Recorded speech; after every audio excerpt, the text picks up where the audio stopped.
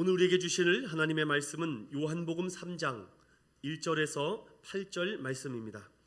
이 계시의 말씀 읽을 때 우리 다 자리에 일어나셔서 한 목소리로 합독하도록 하겠습니다. 함께 봅니다. 그런데 바리새인 중에 니고데모라 하는 사람이 있으니 유대인의 지도자라. 그가 밤에 예수께 와서 이르되 랍비여, 우리가 당신은 하나님께로부터 오신 선생인 줄 아나이다. 하나님이 함께 하시지 아니하시면 당신이 행하시는 이 표적을 아무도 할 수 없음이니이다. 예수께서 대답하여 이르시되 진실로 진실로 내게 이르노니 사람이 거듭나지 아니하면 하나님의 나라를 볼 수 없느니라. 니고데모가 이르되 사람이 늙으면 어떻게 날 수 있사옵나이까? 두 번째 모태에 들어갔다가 날 수 있사옵나이까? 예수께서 대답하시되 진실로 진실로 내게 이르노니 사람이 물과 성령으로 나지 아니하면 하나님의 나라에 들어갈 수 없느니라. 육으로 난 것은 육이요 영으로 난 것은 영이니 내가 내게 거듭나야 하겠다 하는 말을 놀랍게 여기지 말라. 바람이 임으로 불매 내가 그 소리는 들어도 어디서 와서 어디로 가는지 알지 못하다니 성령으로 난 사람도 다 그러하니라. 아멘.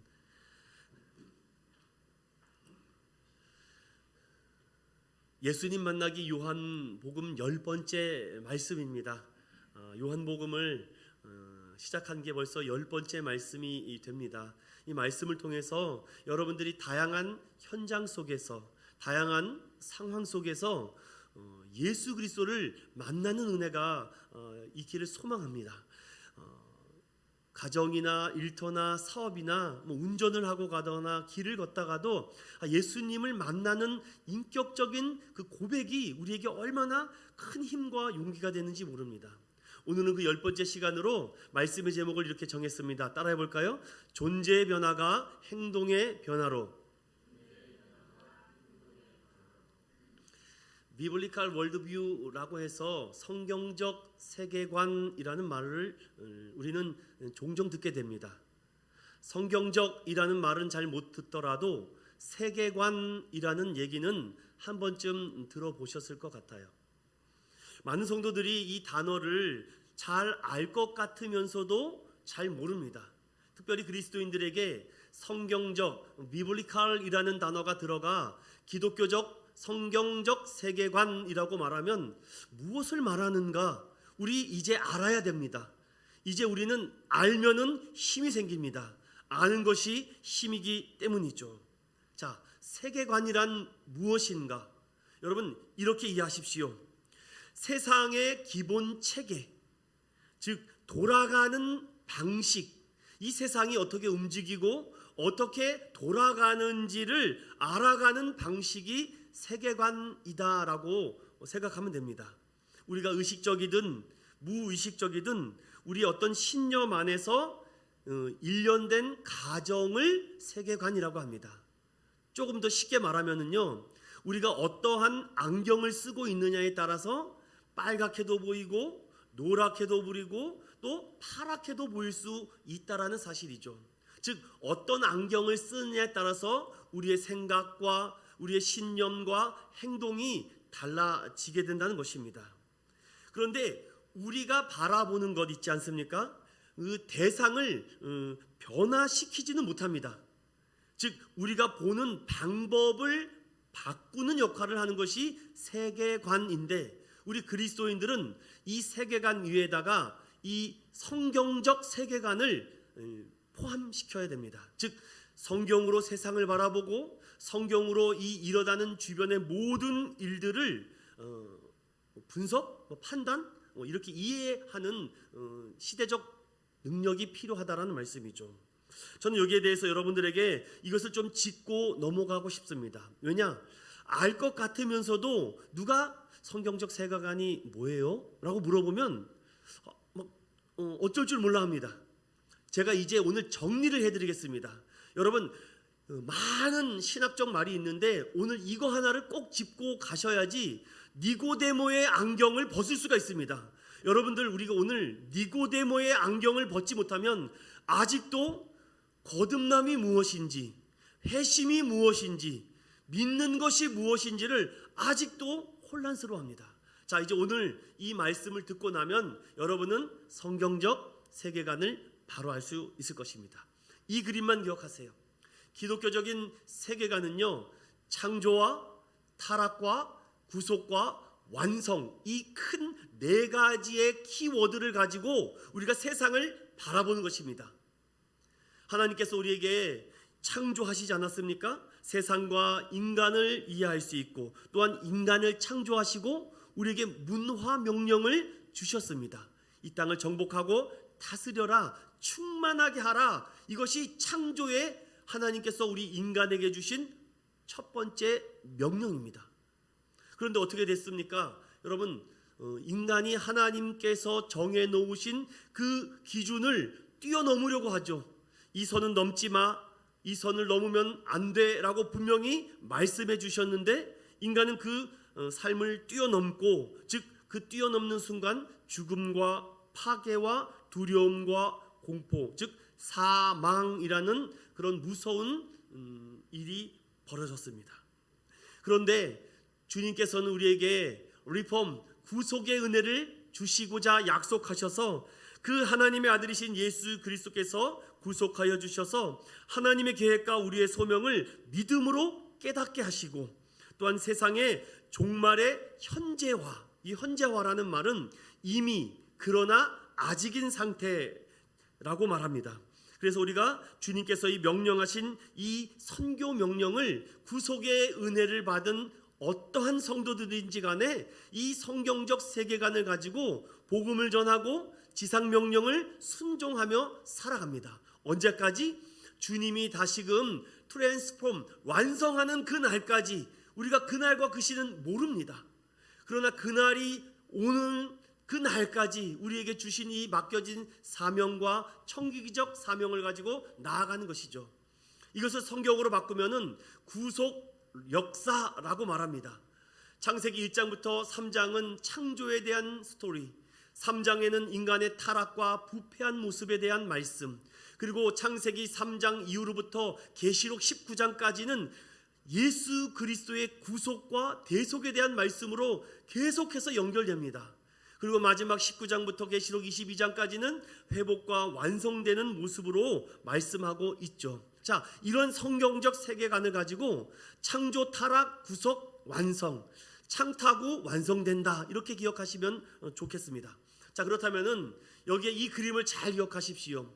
그 노란색으로 네모칸 친 이 세계관이 얼마나 중요한지, 세계관이 성경적 세계관을 가지고 살아가는 사람과 성경적 세계관이 빠진 인류학, 고고학, 그 다음에 뭐 다른 학문으로 그 토양이 쌓여지게 되면은 결과가 완전히 다른 열매로 맺을 수 있다는 것입니다. 예를 들어 볼까요? 세상의 창조는 자연적으로 만들어졌다라고 말하고 딱 세계관이 잡혀지면 진화론이 딱 들어가 버립니다. 그래서 어떠한 세상을 바라보더라도 다 진화로 봅니다. 아, 저건 진화돼서 저래, 저건 어떻게 해서 성장돼서 그래. 또 한번 예를 들어 볼까요? 우주의 어떤 충돌에 의해서 만들어졌다라는 빅뱅 이론을 가지고 세계관이 딱 정립이 되면은 다른 것은 안 들립니다. 우연이야, 빵 그렇게밖에 보이지 않습니다.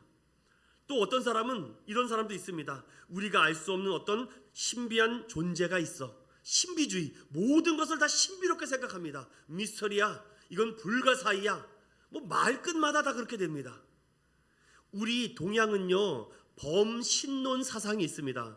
좀 말이 어렵죠? 다시 말하면 무슨 말이냐면, 여기에도 신이 있고, 이 마이크에도 신이 있고, 여기에도 신이 있고, 장독대도 신이 있고, 달림 햇님에도 신이 있다라는 이 범신론적인 사상이 동양 사상에 가득 있습니다. 그래서 우리나라 보면은 이 동물에 대한 샤머니즘과 토테미즘 신앙이 너무 많이 깔려 있다 보니까 뭐든지 보면 다 우상입니다. 인도에 가면요, 엄청나게 많은 신이 있습니다. 일본도 가면요, 일본 제가 다녀왔었는데 정말 십자가가 없더라고요. 제가 전철을 타고 2시간을 갔는데도 십자가 하나를 볼 수가 없습니다.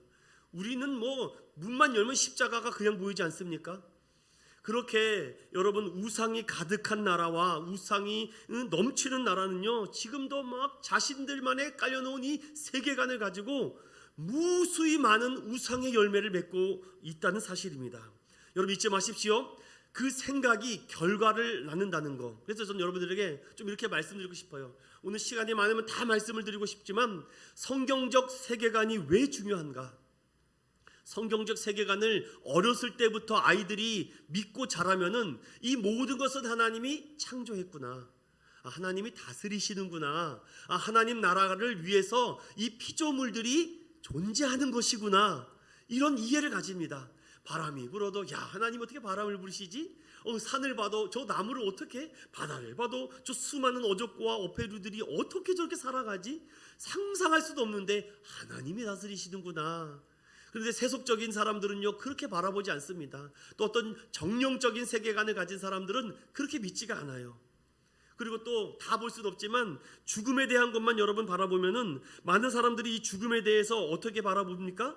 사람들은 아주 대단한 것을 아는 것 같은데도 이 죽음만 봐도 우리는 성경적 세계관에 죽은 이후에 부활이 있다, 그리고 심판이 있다, 천국과 지옥이 있다라는 성경적 세계관의 안경을 가지고 딱 바라보는데, 세속적인 사람들은 어떻게 바라봅니까? 죽음 이후에 죽는 순간 다 끝나는 것이야, 뭐 환생하는 것이야, 아니면 뭐 다르게 동물로 나타나는 것이야.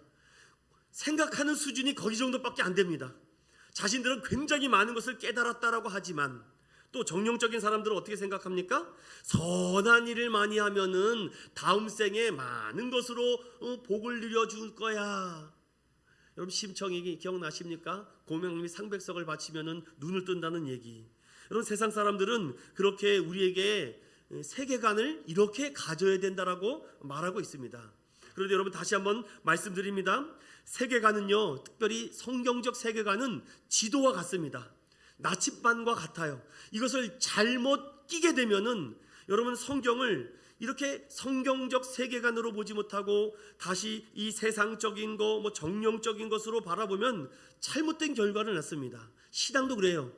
내가 이것이 맞다, 이것이 진실이다, 진리다, 이것이 맞다라는 확고한 신념을 가지고 10년, 20년 신앙생활을 해갖고 왔는데 주님께 앞에 가니 너 잘못 믿었어, 너 지금까지 엉뚱한 신앙을 믿었어, 너 성경대로 믿지 않았어 라고 한다면 누가 책임지겠습니까? 그래서 제가 요한복음을 여러분과 함께 매주일마다 선포하는 이유가 바로 여기 있습니다. 우리 성경을 좀 열고 성경적 세계관을 가지고 제대로 믿어야 됩니다. 그래서 사탄과 마귀는요, 이 설교 시간에 자꾸 딴 생각하게 합니다. 여러분 사탄은요 굉장히 간단한 방법을 씁니다. 즉 설교를 못 듣게 합니다. 특별히 진리의 설교를 못 듣게 합니다. 저도 많이 경험했습니다. 그래서 여러분들 항상 정신을 차려야 됩니다. 자꾸 설교 시간에 딴 생각이 드는 거 피곤해서요? 아닙니다 여러분.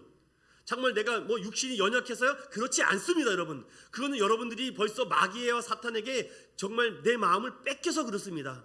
그렇지 않다, 나는 이겨낼 수 있다, 주님 나를 지켜달라, 자꾸 여러분이 이겨내야 됩니다.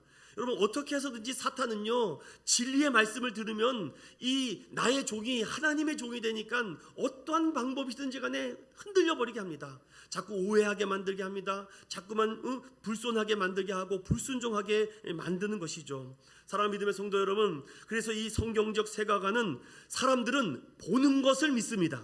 다시 말씀드립니다. 사람들은 보는 것만 믿습니다. 그래서 법정에서는요 아무리 그 사람이 흉악한 죄를 범했어도 증거가 없으면 살인죄를 범할 수 없습니다. 심증은 이 사람이 죄인이 확실한데 증거가 없으면 이 사람을 살인죄로 법을 때릴 수가 없다라는 사실이죠. 우리 사람은요 보는 것을 믿는 그런 연약한 존재라는 것을 잊지 마십시오. 그래서 저는 오늘 이 말씀을 통해서 많은 단락을 나누기보다는 오늘 핵심적인 이 중요한 말씀을 여러분과 꼭 살펴보려고 합니다. 여러분 지난 시간에 보지 못했던 성화인데 이 예수님께서 성전을 깨끗하게 하신 이유가 무엇입니까? 예수님이 바라보는 성전을 바라보는 세계관과 그 다른 그 유대 민족과 종교 지도자들이 바라보는 성경에 대한 그 성전의 세계관이 완전히 다르기 때문입니다. 그들은 성전은 돈을 버는 곳입니다. 성전은 어떤 관리비나 어떤 권리비를 왕창 뜯어내는 곳입니다. 그곳은 장사하는 곳입니다. 그곳은 나에게 어떤 유익과 기쁨을 주는 것입니다. 결국은 무엇입니까? 성전은 나중심의 성전입니다. 이것이 잘못된 세계관이죠. 그래서 예수님께서 그 성전으로 들어와서 그 잘못된 성경적 세계관을 다 두드러 패시지 않습니까? 교회는, 성전은 희생의 본질을 회복하는 곳이고 하나님의 말씀으로 가득해야 되는 곳이며 또한 기도의 능력으로 회복해야 되는 곳이 바로 성전인데, 그 성전의 능력과 기능을 잃어버렸기 때문에 주님께서는 채찍을 들 수밖에 없었습니다. 그런데 많은 사람들은 저 사람이 도대체 뭔데 저렇게 설치고 다녀? 꼭 저렇게 교회에서 믿음 생활 해야 되는 것인가? 라고 자꾸 우리에게 이 세계관을, 이 안경을 잘못 쓰이게 합니다. 이 여러분 그림을 보십시오. 이게 1570년에 그려진 그림입니다. 당시 종교개혁으로 많은 사람들이 순교하고 피를 흘렸던 그때에 여기에 놀라운 그림이 숨겨져 있습니다. 이 그림 안에 그 당시 얼마나 성전이 타락했고 얼마나 부패했고 얼마나 성적으로 문란했는지, 얼마나 이 물질적으로 가득했는지 두 가지만 제가 보여드릴게요. 1번의 그림과 2번의 그림입니다.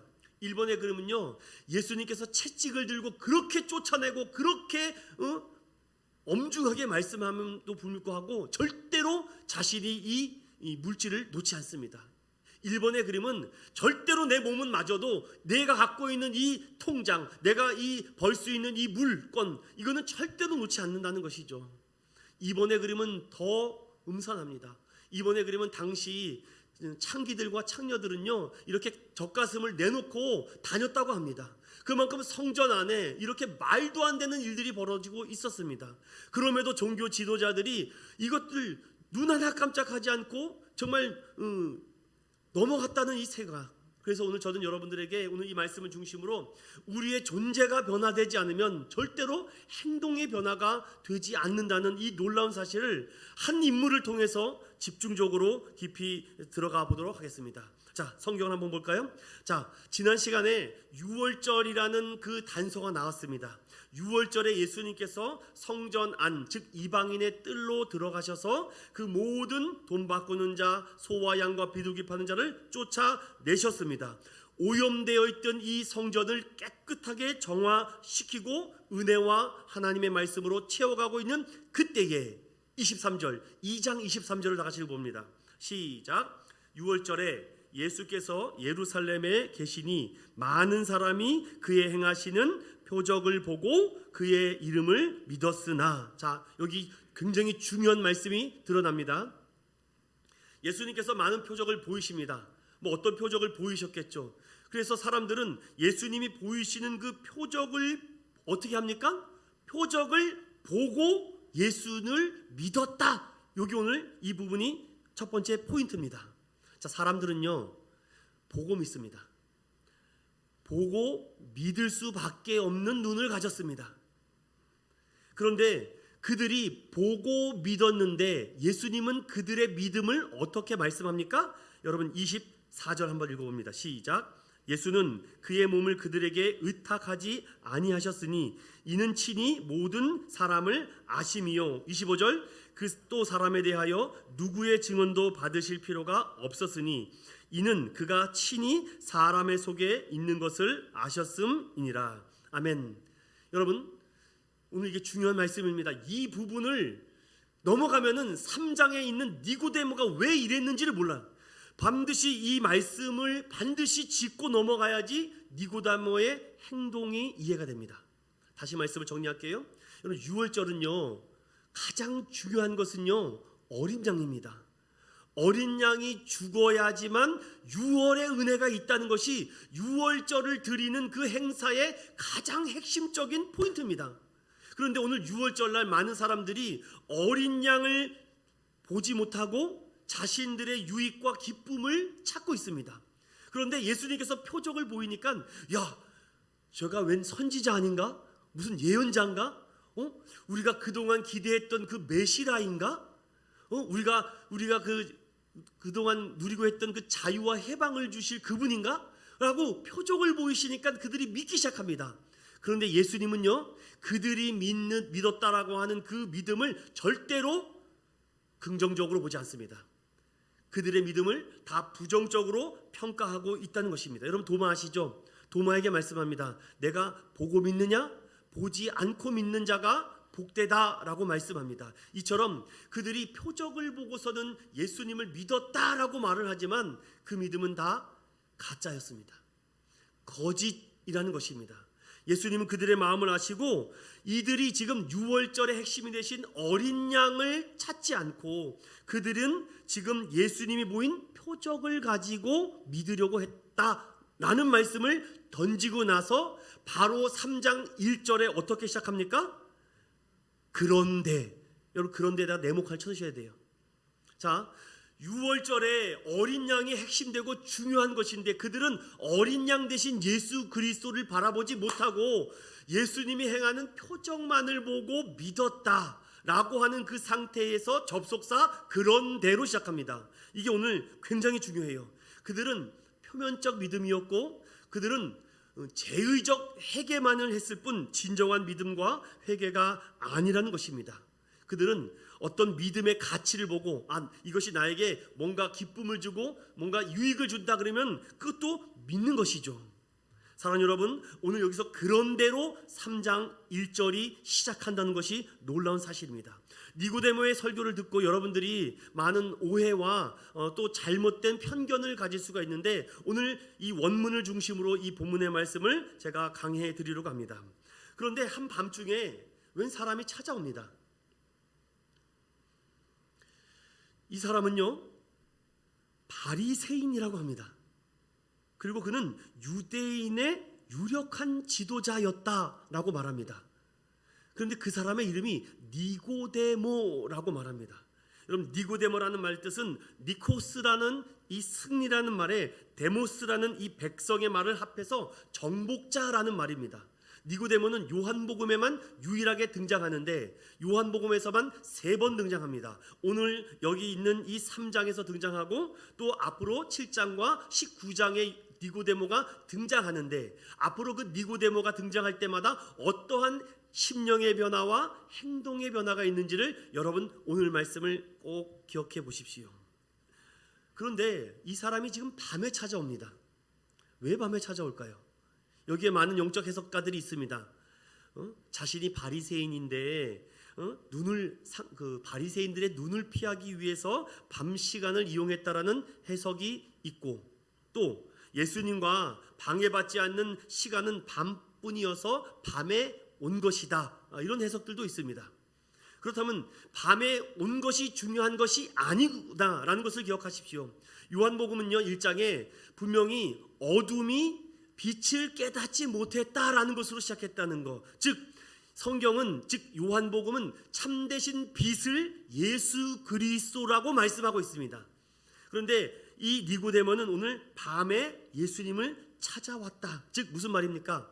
그의 인생 속에 밤으로 찾아왔지만 점점 그가 낯으로 즉 빛으로 인생이 바뀌어지는 것으로 나타납니다. 즉 저는 이것을 니고데모가 존재의 변화가 일어나니까 그가 결국은 행동의 변화까지 일어나는구나. 여러분 그렇습니다. 예수 그리스도를 인격적으로 만나지 못할 때는 행동의 변화가 잘 일어나지 않습니다. 헌금이요? 못 드립니다. 여러분 예배요? 안 드려집니다. 기도 생활요? 안 됩니다. 왜? 내 존재와 내 신분의 변화가 일어나지 않았는데 어떻게 행동의 변화가 일어나겠습니까? 그래서 우리는 자꾸 이것을 거꾸로 생각합니다. 아니 뭔가 행동으로 열심히 해야 돼. 뭔가 부지런히 해야 돼. 뭔가 열심히 달려가야 돼. 그러면 나에게 어떤 존재가 변화될 거라고 착각합니다. 이거는 불교에 가십시오, 여러분. 불교는 그렇게 가르칩니다. 공덕을 쌓으십시오. 효를 행하십시오. 뭐 자꾸 하라 합니다. 그런데 우리는 하는 게 아닙니다, 여러분. 되는 겁니다. 믿으십니까, 여러분? 우리는 하는 게 아닙니다. 그냥 되는 것입니다. to do와 to be를 헷갈릴 수는 안 돼요. 그래서 우리 기독교는요, 먼저 존재의 변화가 일어나야 됩니다. 존재가 내가 하나님의 자녀다, 하나님의 백성이다라는 이런 임팩트가 팍 오면은 자연스럽게 행동의 변화가 됩니다. 근데 다른 종교는요, 죽어라 일을 하라고 합니다. 죽어라 공덕을 쌓으라고 합니다. 여러분 얼마나 싸우겠습니까? 전 이런 말씀도 드려요. 여러분들이 만약에 진짜 구원받고 싶으면은 1000번 기도를 드리십시오. 그러면 구원받게 하겠습니다. 그런데 여러분 열심히 1000번 기도합니다. 1번, 2번, 3번, 900번, 999번 했습니다. 기도를. 그런데 갑자기 죽었어요. 한 번만 더 하면 구원받는데 999번만 하고 죽었습니다. 그러면 그 사람은 구원 못 받는다고 한다면 여러분 이런 말도 안 되는 논리와 진리가 어디 있겠습니까? 그래서 기독교는요 1000번 해라, 10,000번 해라, 10만 번 해라 이런 말 하지 않습니다. 먼저 인격적으로 예수님을 만나 너의 존재가 변화되면 너는 이제 하나님의 자녀야, 하나님의 아들이야. 네가 믿음으로 구원 받았어. 그러면 네가 믿음으로 구원받은 것에 대해서 어둠의 삶을 다 정리하고 이제 빛된 삶을 살아야 되는 것이야. 주님, 내가 그렇게 할 수 있을까요? 그래, 너 혼자는 할 수 없지만 성령 하나님께서 내가 할 수 있도록 힘을 주고 도와줄 거야. 그러면서 우리가 이 땅에서 이 구속의 은혜를 누리면서 살다가 주님 오시면 그날따라 주님과 함께 천국으로 가는 것입니다. 이것이 성경적 세계관의 아주 중요한 진리라는 것입니다. 그런데 오늘 이 말씀에 니고데모라는 사람이 예수님께 밤중에 찾아옵니다. 그런데 여기서 니고데모가, 혹자들은 이렇게 생각해요. 니고데모가 뭔가 영적으로 갈급함이 있어서, 뭔가 구원의 진리를 알고 싶어서, 뭔가 생명의 말씀을 들고 싶어서 예수님께 찾아왔다라고 말을 하지만 성경 전체 문맥을 봤을 때 니고데모는 그런 마음으로 예수님께 찾아오지 않았습니다. 왜냐? 2절을 다 같이 읽어보겠습니다. 함께 읽어볼까요? 시작. 그가 밤에 예수께 와서 이르되 라비여, 우리가 당신은 하나님께로부터 오신 선생인 줄 아나이다. 하나님이 함께 하시지 아니하시면 당신이 행하시는 이 표적을 아무도 할 수 없음이니이다. 아멘. 여러분, 오늘 니고데모도요 왜 예수님을 찾아왔습니까? 앞에 23절부터 24절에 하신 그 말씀 그대로 그도 표적을 보고 예수님을 찾아온 것입니다. 평범한 사람 같지는 않아. 뭔가 대단한 위인 같아. 아직 30여 세밖에 되지 않았는데 뭔가 대단히 율법적으로 능통한 사람 같네. 한번 나랑 영적인 한번 토론 배틀 한번 하고 싶은데 그런 마음이 니고데모에게 찾아옵니다. 왜냐? 이 니고데모는요 당시 유대인들이 어떠한 생각을 갖고 있었는지를 총체적으로 말하고 있는 대표격 되는 사람이 니고데모입니다. 니고데모는요 이렇게 말하는 거죠. 당신이 행하시는 이 표적을 아무도 할 수 없다. 이가 영적으로 굶주려서 뭔가 진리를 알고 싶어서 예수님께 찾아온 것이 아니라는 것입니다. 즉 그 표적이 어떻게 일어나는지, 그가 어떠한 비범한 인물인지를 알고 싶어서 니고데모가 찾아왔다라는 것이죠. 상대 여기서 당시 1세기의 문화를 보면은요 여기에 니고데모의 아주 뭐라 그럴까요? 문화적 배경을 봐야 됩니다. 당시는요 자신이 인격적으로 위인이라고 석인이라고 생각하는 사람은요 처음에 사람을 딱 만나잖아요. 그러면 어떻게 말합니까? 극존칭을 씁니다. 상대방에게 아주 뭐라 그럴까요? 상대방을 붕 띄우는 말을 합니다. 좀 이해가 되시는지 모르겠습니다. 오늘 니고데모가 그 밤중에 예수님을 찾아와서 가장 먼저 뭐라 합니까? 제가 오늘 쉬운 말로 바꿔볼까요? 와, 예수님 대단하시던데요. 예수님 정말 이건 하늘의 권세를 가지고 하실 능력을 당신이 하셨습니다. 당신은 정말 최고입니다. 정말 위대하십니다. 여러분 뭔가 냄새가 나지 않습니까? 정말 상대방의 그런 리스펙하는, 존경하는 마음을 가지고 이렇게 하는 것 같습니까? 그런데 니고데모는요 당시의 문화는요 자신이 굉장한 선생이고 랍비라고 생각하면 상대방에 대해서 문화적 관행으로 이렇게 칭찬을 합니다. 예수님은 절대 속아 넘어가지 않습니다. 절대로 그 말에 우쭐대지도 않습니다. 여러분 그래서 누군가 나를 말도 안 되게 칭찬할 때, 특별히 우리 목회자 같은 경우 목사님 오늘 설교 최고였습니다. 감사하죠. 그런데 내가 알거든요. 오늘 설교 망쳤거든요. 그런데 어떻게 저분은 망친 설교를 저렇게 최고라고 생각하지? 오늘 완전 죽었거든요 설교. 무슨 말했는지 나도 몰라 죽겠는데 어떻게 저 정도는 내 설교가 최고라고 말할 수 있지? 아유 목사님, 이 대한민국에 목사님 같은 분이 없습니다. 목사님이 정말 설교하면 온 사람들이 뒤집어질 것입니다. 이거 너무 선을 넘지 않습니까 여러분? 적당히 해야 되는데 너무 오버하고 있습니다. 오늘 니고데모가 예수님에게 너무 오버하고 있는 말입니다. 그런데 결국은 하고 싶은 말은 무엇입니까? 이거죠. 당신이 행하시는 이 표적은 아무도 할 수 없는 건데 당신이 메시아입니까? 당신이 하나님의 아들이에요? 비꼬는 말입니다. 여러분, 비꼬는 말이에요. 니고데모가 얼마나 머리가 좋은 사람인지 아십니까? 당시에 유대인의 핵심 인물 중에 산헤드린 공회인의 한 명입니다. 71명 중에 대표로 한 명이라면 엄청난 유력한 차기 오늘날로 말하면은 장관, 국무총리급으로 될 수 있는 정말 유력한 지도자였습니다. 그가 모든 것을 만반에 준비하지 않고 갔겠습니까? 그런데 여러분, 여기에서 예수님께서 오늘 하시는 말씀은 3절을 읽어보십시다. 3절 시작. 예수께서 대답하여 이르시되 진실로 진실로 내게 이르노니 사람이 거듭나지 아니하면 하나님의 나라를 볼 수 없느니라. 여러분, 오늘 이 사건은요, 자, 우리 기독교는요, 이걸 먼저 세계관을 좀 아셔야 됩니다. 우리 기독교는요, 우리가 하나님을 찾아가는 것입니까? 아니면 하나님이 우리를 찾아오시는 것입니까? 자, 오늘 니고데모는 지금 예수님을 찾아가는 사람입니까? 예수님이 니고데모를 찾아갑니까? 니고데모가 예수님을 찾아가고 있습니다. 그러니까 이거는 순서가 잘못되고 있습니다. 그래서 오늘 예수님은 뭐라고 지금 딱 잘라서 얘기합니까? 사람이 거듭나지 아니하면 하나님 나라를 볼 수 없다. 여러분, 이 말이요, 당시에 얼마나 차가운 말인지 아십니까? 이거는 굉장히 차가운 말입니다. 아주 냉철한 말입니다. 이렇게 말하죠. 아니, 내가 이렇게 상대방을 아주 높여주면은요, 나도 상대방을 좀 높여줘야죠. 니고데모 당신과 같은 분은 없습니다. 니고데모 당신은 유력한 지도자입니다. 차기 대통령이 되겠죠. 이렇게 맞받아치는 말이 있어야 되지 않습니까? 그런데 나이를 봐더라도 니고데모가 한참 선배고 위인데 예수님이 하신다는 말이 사람이 거듭나지 아니하면 하나님 나라 볼 수 없어. 저는요, 지금 가슴이 그냥 얼음장처럼 될 것 같아요. 이런 말 들으면. 우리가 그렇지 않습니까? 이렇게 목사님 이렇게 얘기했는데 집사님 기도 생활 해야죠. 그러면 완전히 냉랭해질걸요. 만약에 그렇게 생각해 보세요. 제가 그렇게 한다는 말은 아닙니다, 여러분. 예수님이 오늘 니고데모에게 이렇게 말합니다. 그런데 여기서 왜 이런 말을 합니까?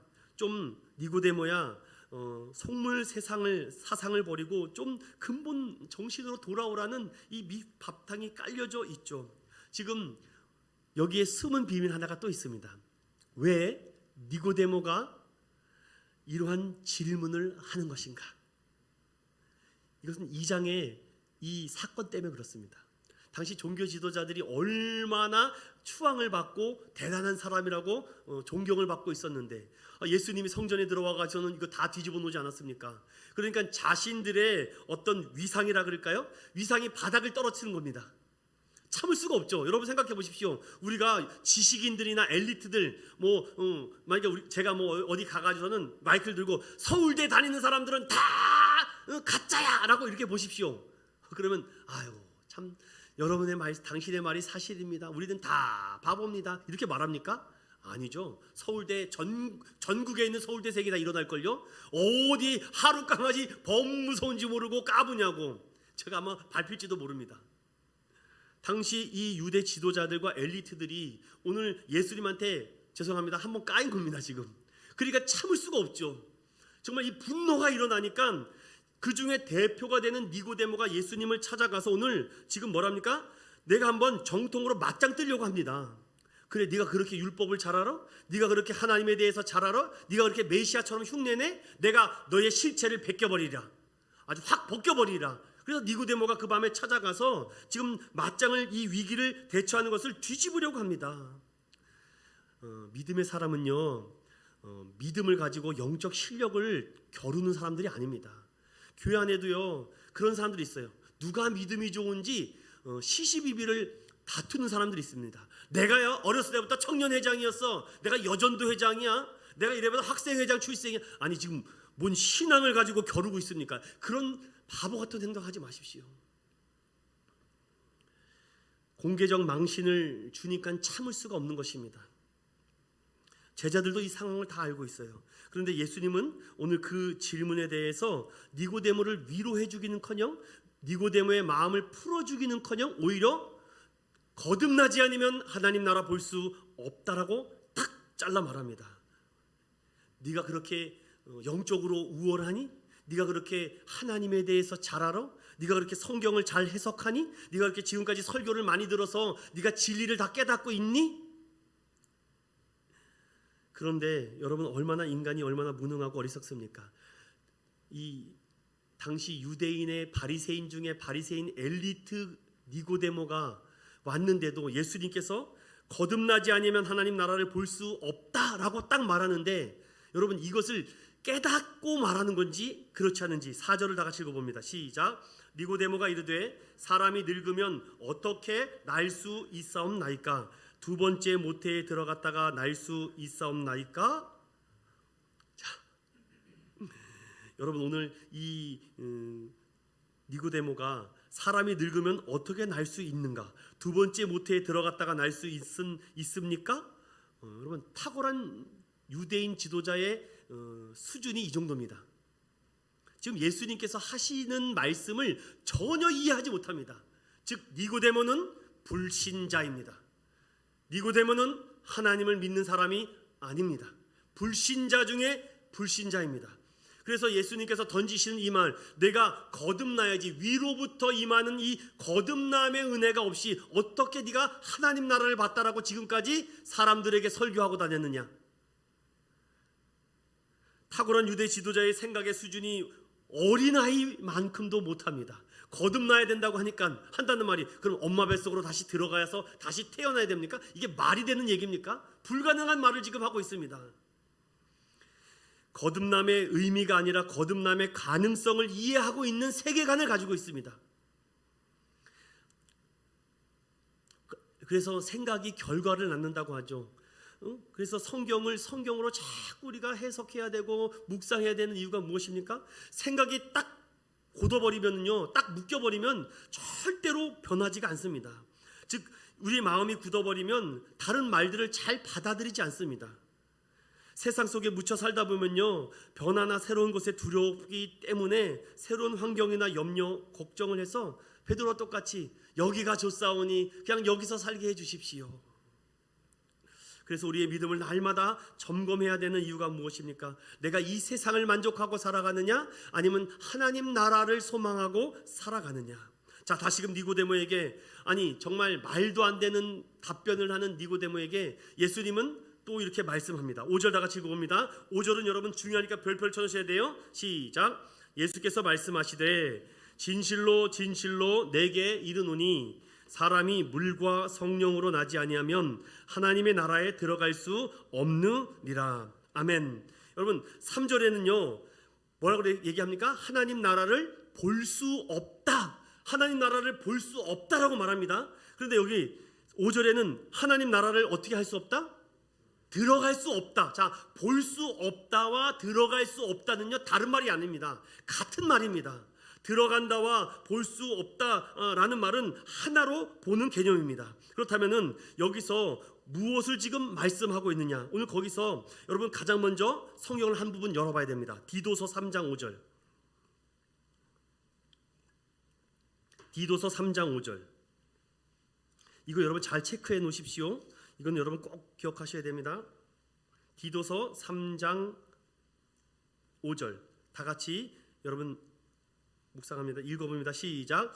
우리를 구원하시되 우리가 행한 바 의로운 행위로 말미암지 아니하고 오직 그의 긍휼하심을 따라 중생의 씻음과 성령의 새롭게 하심으로 하셨나니. 6절. 우리 구주 예수 그리스도로 말미암아 우리에게 그 성령을 풍성히 부어 주사. 7절.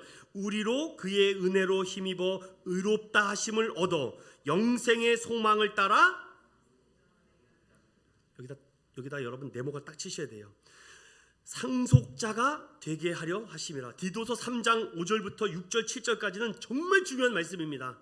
여러분 이 말씀을 여러분 꼭 기억하세요. 오직 긍휼하심을 따라 중생과 씻음과 성령의 새로운. 오늘 이 말씀이 오늘 예수님께서 하시는 말씀입니다. 니고데모야, 지금부터 내가 하는 말 잘 듣기를 바란다. 거듭난다는 것은 물과 성령으로 나야 된다. 그래서 세례자 요한은 내가 물로 너희들에게 세례를 주지만 내 뒤에 오시는 분은 성령으로 세례를 주어서 너희의 이 육신의 더러움과 영적인 더러움을 다 씻어 줄 것이다. 그 씻음을 받은 자만이 하나님 나라에 들어갈 수 있다는 것입니다. 오늘 이 말씀을 가지고 저는 마무리를 좀 지어보면서 여러분과 함께 이 말씀에 깊은 좀 깨달음이 있기를 바랍니다. 오늘도 5절처럼 믿음 생활하는 성도들이 없다면 심각한 문제입니다. 오늘도 자꾸 표정만을 보고 믿으려고 하고 인정하지 않으려고 하고 자신도 어떤 확신을 경험해 본 적이 없거든요. 목사님께서 설교를 할 때 예수 만나야 됩니다, 예수님이 진리입니다, 예수님이 길입니다, 생명입니다 라고 얘기하는데 정말 죄송하지만 한 번도 예수님을 인격적으로 만나본 적이 없어요. 그러니까 어려서부터 교회는 다녔으니까 그냥 표면적으로 따라다닙니다. 내 가슴 속에 예수 그리스도의 피 흘린 십자가의 사랑이 가슴 속에 울림이 없었는데 그러니 자꾸 표적을 따라가죠. 병이 나오면 물질이 벌게 되면 자꾸 이게 표적을 가지고 믿으려고 하니까 자꾸 낙심되고 넘어집니다. 사랑하는 믿음의 성도 여러분, 오늘날도 교회 안에 이러한 성도들이 많다고 합니다. 자꾸 표적을 보고만 믿으려고 하는. 근데 성경은 뭐라고 얘기합니까? 거듭나지 아니하면 하나님 나라를 볼 수 없다. 물과 성령으로 거듭나지 않으면 내가 하나님 나라에 들어갈 수 없다라고 말하고 있는데 자꾸 보고 믿고 싶어 합니다. 목사님, 저도 믿음을 갖고 싶은데요, 좀 보여주세요. 제 이 병을 좀 기도해 주셔서 낫게 해주면요 제가 믿겠습니다. 하나님을 보여주세요. 내가 믿겠습니다. 그러면 여러분, 우리가 아직도 니고데모 안경을 쓰고 있는 것입니다. 저는 여러분들에게 오늘 이 말씀을 드리면서 물은요 하나님의 말씀입니다, 상징적으로.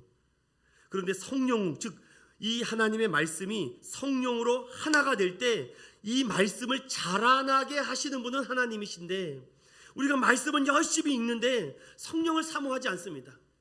우리 장로교는요 성령론이 좀 약합니다. 그래서 성령에 대해서 강하게 말씀을 하지 않습니다. 지금은 성령 시대입니다. 그래서 성령님의 의지를 받아야 됩니다. 말씀은 잘합니다. 성경은 니고데모만큼 얼마나 잘합니까? 모르는 게 없습니다.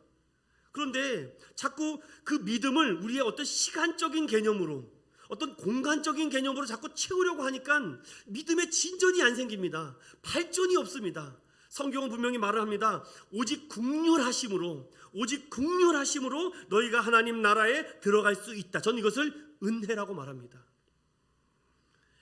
그러니 오늘 이 말씀의 중요한 말씀이 바로 어디에 있습니까? 8절입니다. 8절이 오늘 핵심 구절입니다. 함께 읽어볼게요. 시작.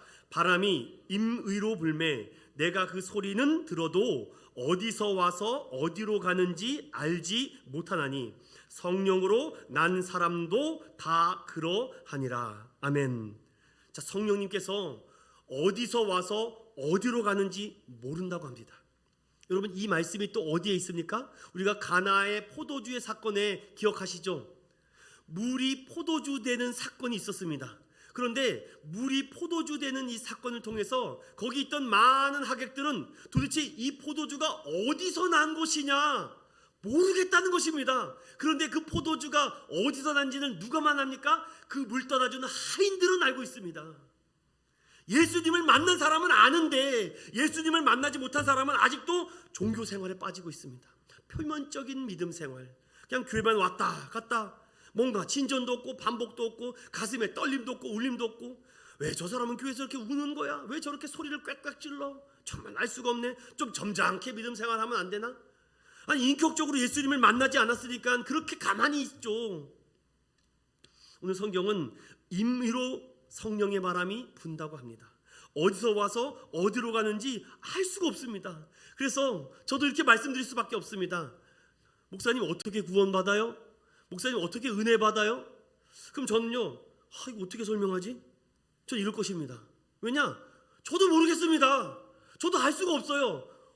성령의 바람이 어떤 사람에게 들어가서 그들에게 믿음을 주시고 성령을 주시고 말씀을 주시고 은혜를 주셔서 그가 하나님의 사람으로 됐는데 제가 어떻게 합니까? 그거를 성경을 통해서 하나님의 사랑을 받고 은혜를 받은 사람은 이렇게 되는구나 라고 간접적으로 알 수 있을 뿐이지 누가 구원받은 사람인지 누가 성령의 사람인지 제가 어떻게 합니까?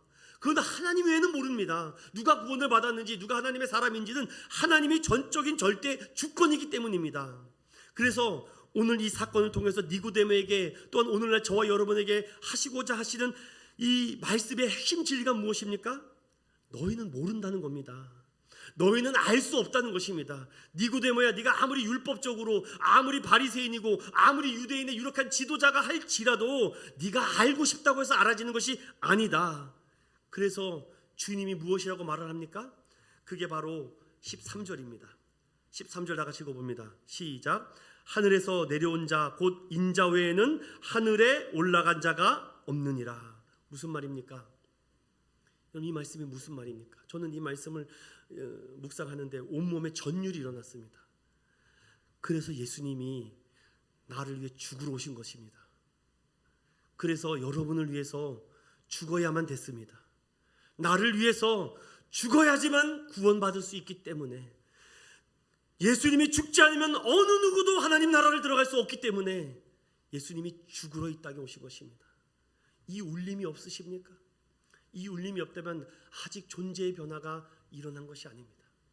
그래서 누구는 나를 위해서 십자가를 지고 죽으러 오신 이 예수님 때문에 모든 것을 다 포기하고 주님을 위해서 살아갑니다.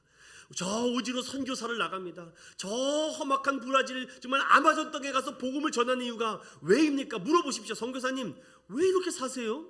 왜 전 재산을 다 투자해서 저 말도 안 통하는 저 부족들에 가서 복음을 전합니까? 딱 한마디 합니다. 예수님이 나를 위해서 죽으셨는데 내가 뭘 못하겠습니까? 정말 선교사들이 이런 분들, 저는요 정말 무슨 일을 써서라도 그분을 다 도와주고 싶습니다. 왜냐하면 제가 복음 전하는 것보다 그런 사람들이 복음을 전해야지 정말 뒤집어지기 때문에. 그래서 성경은 오늘 이 니고데모에게 10절에 아니 네가 이스라엘의 선생이면서도 이러한 것도 깨닫지 못하느냐? 혹시 제가 이런 믿음 생활을 하지 않았을까? 지난날 오늘날도 내가 믿음이 좋노라 라고 만하면서 내가 니고데모의 안경을 쓰고 믿음 생활하고 있지는 않았는가? 내가 날마다 십자가를 지고 죽으러 오신 어린 양 대신 예수를 바라보며 나아가야 되는데 자꾸 나가 더 앞서 있진 않았는가? 거듭남과 영생에 대해서 이 길을 누구만 나가게 할 수 있습니까? 예수 외에는 다른 길이 없습니다. 존재적 변화는 오직 성령님이 하십니다. 빛 대신 예수 그리스도를 믿어야지만 됩니다. 이 거듭남의 존재적 변화가 일어나지 않으면 이 헛되고 썩어질 것에 아직도 우리의 몸을 담그고 살아갑니다. 사랑하는 여러분, 오늘 이 말씀을 꼭 기억하십시오. 물과 성령으로 거듭나지 않으면 하나님 나라에 들어갈 수 없다라는 이 사실은 바로 인자가, 즉 모세가 광야에서 뱀을 든 것 같이 인자가 죽어야지만 이 일이 일어납니다. 그래서 오늘도 예배 드릴 때 내가 무언가 예배를 수십 번 잘 드리고 기도 생활을 열심히 해가지고 구원받는 것이 아니라, 그런 공로가 아니라 나를 위해서 죽으신 예수님 감사합니다. 나를 위해서 십자가 달리신 예수님, 그 인자 되신 예수님을 바라보면서 예배드리는 것입니다. 그 인자 되신 예수님을 오늘도 바라보면서 주님, 나는 죽고 예수로 살겠습니다 라고 믿음 생활을 하는 사람이 거듭나고 구원받은 사람이라는 것입니다. 사랑하는 여러분, 성령으로 난 사람들은 오늘 제가 하는 말이 다 이해가 될 것이고 깨달아질 것입니다. 그러나 아직까지 제 말씀이 이해되지 않고 동의가 되지 않는다면 주님, 나에게도 물과 성령으로 기름을 부어주셔서 정말 거듭난 하나님의 나라에 들어갈 수 있도록, 주님의 진리의 나라에 들어갈 수 있도록 은혜를 달라고 기도해야 되지 않겠습니까? 그러나 이 모든 일은요 성령님이 하십니다. 그런데 성령님은요 언제 어디서 어떻게 누구에게 어떻게 임할지 저도 모릅니다. 누구에게 오늘 강력하게 임하셔서 오늘도 하나님의 사람이 되실지 우리는 정말 모릅니다. 그래서 오늘 이 시간 이 말씀을 통해서 여러분에게 꼭 당부드리고 싶은 말은, 신앙은 많은 지식과 연구와 탐구가 아닙니다. 신앙을 많이 아는 것이라고 믿음이 되지 않습니다. 교회에 20년 30년 생활했다고 그것을 믿음으로 해봤자 자꾸 싸우려고 합니다. 내가 더 잘한다고, 내가 더 잘 믿었다고, 내가 교회를 더 잘한다고, 내가 더 기도 생활 많이 했다고. 여러분, 그런 생활은 니고데모가 말하는 것과 똑같습니다. 엄마 뱃속으로 다시 들어가면 됩니까? 이러한 믿음의 생활과 수준으로는 하나님의 크리를 감당할 수가 없습니다. 날마다 하나님, 나는 그리스도인이십니다. 나는 예수님을 믿습니다. 예수님은 메시아입니다. 하나님의 아들입니다. 나의 죄를 대속해 주셨습니다. 나는 구원받았습니다. 나는 주님의 은혜로 내 존재와 신분이 하나님의 자녀가 되었습니다. 오늘도 주님의 피 묻은 십자가를 붙잡고 주님 나아가오니 주님 예배를 받아주십시오. 나의 기도를 들어주십시오. 주님 나의 간구를 들어주십시오. 이런 존재적인 변화를 통하여 여러분의 행동의 변화가 있기를 예수 그리스도 이름으로 축원드립니다. 오늘 말씀을 생각하며 오늘도 이 찬양을 고백하며 나아갑시다. 하나님, 어디서 와서 어디로 가는지 모릅니다. 그러나 물과 성령으로 아니하면 하나님의 나라에 들어갈 수 없다라고 하였사오니 하나님, 우리의 존재적인 변화가 일어나게 하여 주시옵소서. 날마다 이 존재적인 인격적인 변화가 일어나게 하여 주시옵소서 라고 사모하는 마음으로 이 찬양을 고백하며 나아가겠습니다.